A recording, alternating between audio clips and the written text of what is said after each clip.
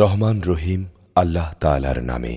কত মহান সেই পুণ্যময় সত্তা, যার হাতে রয়েছে আসমান জমিনের যাবতীয় সার্বভৌমত্ব।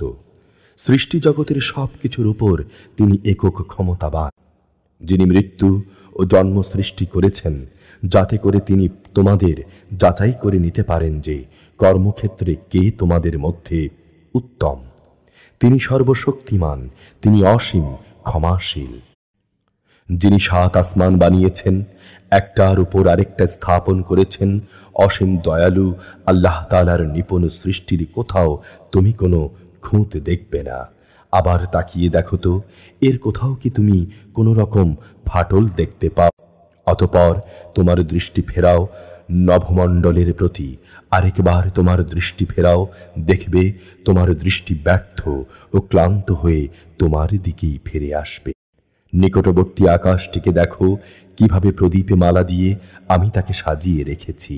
ঊর্ধ্বলোকের দিকে গমনকারী শয়তানদের তাড়িয়ে বেড়ানোর জন্যে এ প্রদীপগুলোকে আমি ক্ষেপণাস্ত্র হিসেবে সংস্থাপন করে রেখেছি। চূড়ান্ত বিচারের দিন এদের জন্যে জ্বলন্ত অগ্নিকুণ্ডলীর ভয়াবহ শাস্তির ব্যবস্থাও আমি যথাযথভাবে প্রস্তুত করে রেখেছি। এত